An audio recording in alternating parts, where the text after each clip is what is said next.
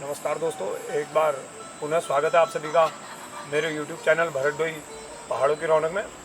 तो दोस्तों, हम आज बात करते हैं कुछ मानवीय अंदाज के बारे में, जहां हम सभी एक चकाचौंध की ओर आकर्षित होते जा रहे हैं, जिसे हम शहर कहते हैं।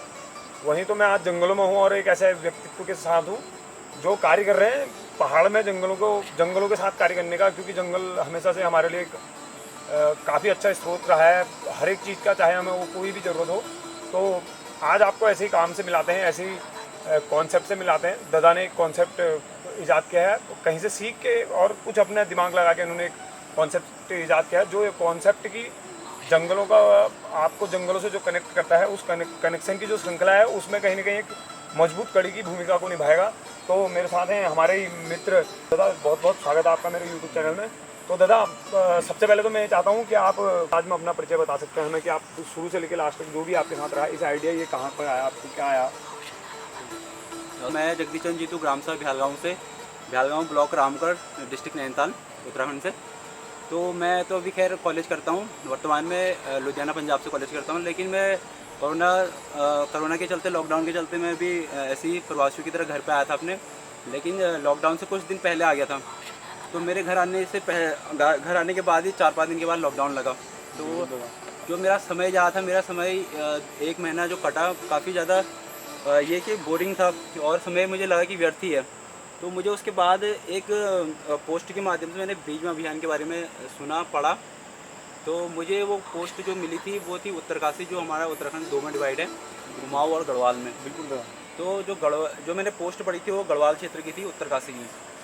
वहाँ पे भी एक लड़का क्वारंटीन में था, जो अपने शायद वो भी अपने कहीं शहर से कुछ रोज़गार के लिए गया होगा, और उसके बाद वापस ही अपने जब शहर पे अपने गांव पे आया तो 14 दिन का उसका क्वारंटीन था। तो उसका क्वारंटीन उसने ये बीज अभियान उत्तरकाशी क्षेत्र में चालू किया था।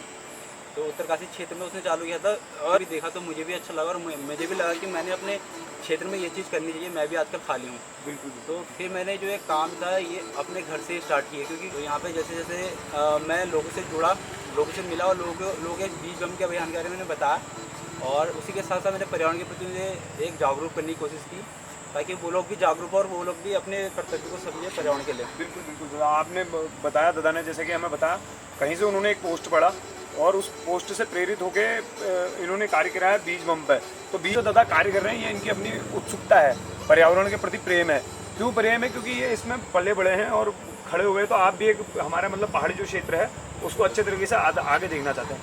तो ये कॉन्सेप्ट हमारे पहाड़ों के जो मुख्य कृषि से भटकते हुए क्षेत्र में जा रहे हैं, हमारा जो जानवरों का आतंक है, उस आतंक को बचाने का दादा की प्रयास थी, और उन्होंने बहुत अच्छा प्रयास किया है। तो दादा से जानते कि ये जो इनका आइडिया है, ये कैसे हमारे पहाड़ के जंगलों को बंदरों से बचाएगा, और ये कहाँ से शुरू होता है, कहाँ ख़त्म होता है, और क्या इसके मायने रहते हैं कि अगर सभी लोग हम लोग करें तो। बिल्कुल बिल्कुल। ये थोड़ा वीडियो थोड़ा लंबी जाएगी, लेकिन थोड़ा कॉन्सेप्ट अच्छी तरह से अगर समझ में आ जाएगा तो और लोग भी जो वीडियो देखेंगे, ताकि उन्हें भी कोई उत्सुकता आए। बिल्कुल। जब डिटेल में पता होगा तभी आगे काम होगा। बिल्कुल। तो मैंने स्टार्टिंग ही अपने घर से की थी। तो मैंने बताया था कि अपने आसपास के बच्चों को पहले मोटिव करना चाहा कि वो लोग इसके प्रति जागरूक हो। तो मैंने आसपास के कुछ बच्चों को मैंने पर्यावरण के बारे में बताया, उनको जागरूक किया, साथ में उन्हें लिया। तो फिर मैंने जैसे जैसे काम किया था, वैसे वैसे मैंने वीडियो भी अपलोड की है। एक मेरा भी चैनल है यूट्यूब पे, तो उसमें भी मैंने सारी वीडियो डाली है। मैंने जैसे दादा, आप अपने चैनल का नाम बता सकते हैं? बिल्कुल। मेरे चैनल का नाम है नैनीताल ब्रिजिट में उत्तराखंड करके। तो आप इसके बारे में आप वहाँ से भी जानकारी ले सकते हैं। तो दादा से हम जानते हैं आगे। आप इस चैनल को लाइक करें, सब्सक्राइब करें, शेयर करें, और एक बार देखें तो जरूर कम से कम। उसके बाद अगर आपको पसंद आता तो आप लाइक, शेयर, सब्सक्राइब सब करें।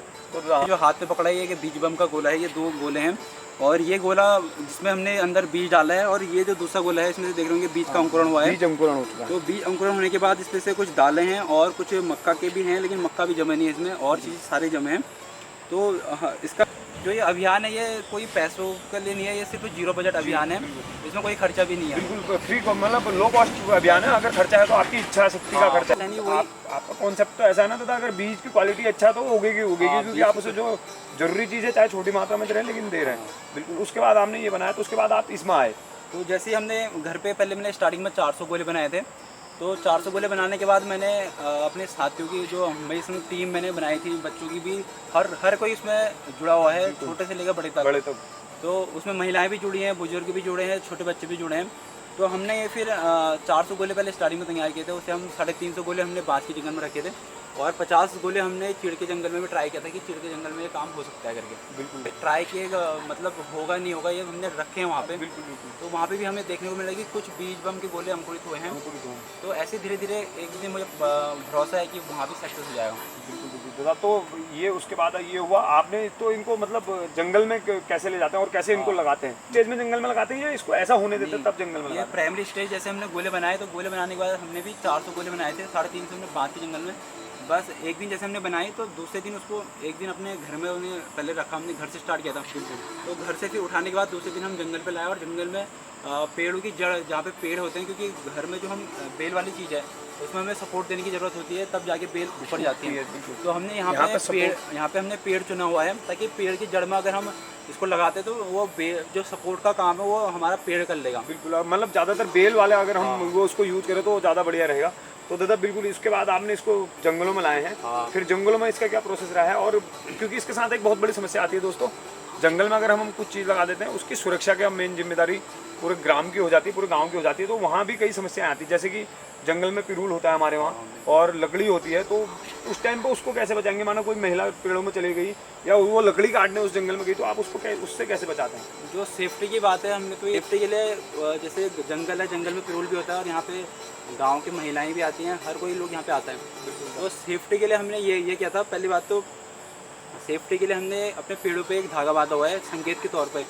रेड कलर का आप देख रहे होंगे, ये धागा है, ये जो धागा बताया, तो ये धागा इसलिए बांधा है ताकि यहाँ पे अगर कोई स्थानीय यहाँ पे जो ग्रामवासी अगर यहाँ पे पिरूल इकट्ठा करने आए, जो पत्ते बाँस के पत्ते में इकट्ठा करने आए, तो उनकी नज़र एक बार अगर ये पेड़ पे पड़ जाएगी उस धागे पे, तो उन्हें मैंने बता भी रखा है कि यहाँ पे मैंने धागा बांधा है, उसके नीचे हमने बीज में गोले रखे हैं। तो जिसकी नज़र इस धागे पे पड़ी तो एक बार उसके माइंड में ये आया कि यहाँ पे हाँ गोला है, मुझे अच्छे से काम करना है। आप एक ऐसा काम कर रहे हैं जो शायद हमारे ग्रामीण क्षेत्र के लिए बहुत जरूरी था, क्योंकि बंदरों के हमारे वहाँ खेतों में आने से तो हम नहीं रोक सकते। बिल्कुल। आप लेकिन आपका जो आइडिया कि अगर बंदर को जंगल में ही खाना पीना मिल जाएगा तो वहाँ नहीं आएगा। और एक तो बात, दूसरी बात है कि जंगल से बंदर से भी हमारे जो इंसानों के जो संबंध है, आपसी संबंध है, उनमें वो तनाव नहीं आएगा जो है, क्योंकि घरों में बंदरों का काफ़ी आतंक है।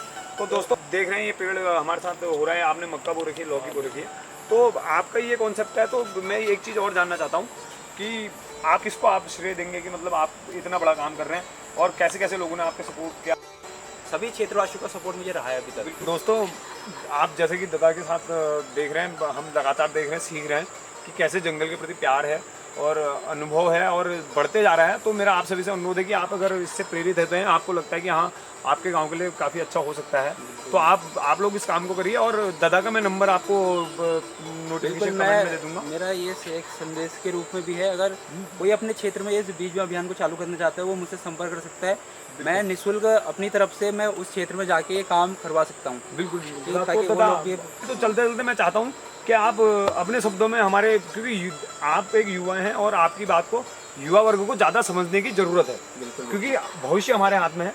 तो मैं चाहता हूँ कि आप युवाओं के लिए एक संदेश के तौर पे इसके फ़ायदे भी बता दीजिए और अपनी कुछ दिल की बात जो आप चाहते हैं कि सभी युवा आप किससे सुने, या आपको आपकी एक बात कम से कम सुनना चाहें तो कौन सी वो बात युवाओं के लिए होगी, और इसके लाभ के साथ अगर आप उसको बताएंगे तो काफ़ी बढ़िया रहेगा। बिल्कुल। तो मैं तो सभी युवाओं से कहूँगा कि यार जो ये हमारे पर्यावरण के प्रति प्रेम है, ये हर किसी के दिल में होना चाहिए, क्योंकि हम यहाँ गांव के क्षेत्र से बहुत सारे लोग रोजगार के लिए बाहर जाते हैं। तो जो युवा, कम से कम जो युवा बाहर गए हैं वो तो इसके महत्व को समझे, क्योंकि उनको बाहर पता है कि कितना स्ट्रगल करना पड़ता है लाइफ में भी, और प्लस वहाँ पे क्या हालात हैं, क्योंकि वहाँ पे पॉल्यूशन इतना है और प्लस वहाँ पे गर्मी का हाल इतना बुरा है। दिल्ली, मुंबई अगर कहीं चले जाओ तो दिल्ली मतलब गर्मी से परेशान है। तो यहाँ पर्यावरण हमें फ्री मिल रहा है, तो इसका कर्तव्य को हर किसी ने समझना चाहिए। और इसके जो मैं लाभ बताना चाहूँगा, जैसे कि अभी अगर इंसान को घर पे अगर सब कुछ मिल जाएगा, वो बाहर जाना भी छोड़ देगा, शायद काम करना भी छोड़ देगा। बिल्कुल ठीक उसी प्रकार अगर हमारे जंगली जानवरों को अगर खाना यहीं पे उपलब्ध हो जाए तो वो हमारे गांव घरों खेतों में आना छोड़ देंगे। और प्लस किसानों का जो नुकसान हो रहा है, जो किसानों का दिन प्रतिदिन नुकसान हो रहा है, उसमें भी कमी देखने को मिलेगी। तो दादा आप कुछ और संदेश अपना, आपने बहुत अच्छा संदेश कहा है, आप कुछ और कहना चाहें तो कह सकते हैं। बिल्कुल, अब इतना ही है बस कि बीज अभियान अपने क्षेत्र में हर किसी को चालू करना है। मैं खुद अपने क्षेत्र से पहले मैंने अपने क्षेत्र में कर रखा है ये काम, तो अपने क्षेत्र में रिजल्ट देखने के बाद जो आज मैं बाहर ही क्षेत्र में स्टार्ट हो कि हमारा उत्तराखंड, हमारे देश में ये कार्यक्रम चले और इसके प्रति लोग जिम्मेदार भी बने। तो मैंने इस अपने इस क्षेत्र के बाद शायद परसों 2-3 दिन पहले हमने मुक्तेश्वर क्षेत्र में किया था। उसके बाद हरिनगर क्षेत्र जो नथवान के समीप है, वहाँ पे भी हमने काम किया है। तो हम इसी तरह से बढ़ते जा रहे हैं, और अगर कोई भी अपने क्षेत्र में करना चाहते हैं तो आपसे संपर्क कर सकता है। तो बिल्कुल बहुत बहुत अच्छी बात है। तो बिल्कुल आप देख रहे हैं कि आपने देखा कि हम मिले एक युवा से, एक ग्रामीण युवा से, जो कि मेरी तरह, मेरा भी जो YouTube चैनल चल रहा था वो भी कोरोना की ही, मैं तो दे नहीं कहूँगा क्योंकि हमने कुछ सोचा, मैंने भी कुछ सोचा पहाड़ के बारे में। मैंने ये सोचा कि पहाड़ से उठती हुई प्रतिभा हो सकता है वो दब जाए या कोई उसकी बात ना सुने, तो मैं कम से कम कोशिश करूँ कि उन्हें दिखाऊँ। तो आज इसी कारण मैं आपके पास आया था। तो मेरी प्रभु श्री राम से बस यही प्रार्थना है कि आप तो बहुत अच्छा काम कर रहे हैं और आप लोगों से प्रेरित होकर आप लोग भी एक छोटी सी कोशिश जरूर करें, हो सके तो गाँव को इकट्ठा कीजिए, नहीं तो आप कम से कम एक खुद से तो जरूर करिए। तो इसी आशा को, उसी उम्मीद को लेके कि हम 1 महीने बाद फिर इसी कोरोना, जो ये आप बोल रहे हैं कोरोना से प्रभावित होकर हमने जो बीज बम बनाया है, दादा ने नाम भी काफ़ी अच्छा दिया है, ये तो हम बम ही कहेंगे, ये बीज का बम है, ये एक पेड़ का बम है। तो हम इसको 1 महीने बाद दादा फिर हम आपसे मिलने आएंगे। तो आप लोगों के लिए भी एक उत्सुकता का प्रश्न हम छोड़े जाते हैं कि 1 महीने बाद कैसा होगा। तो चलिए, जय श्री राम, आप सभी का कल्याण हो।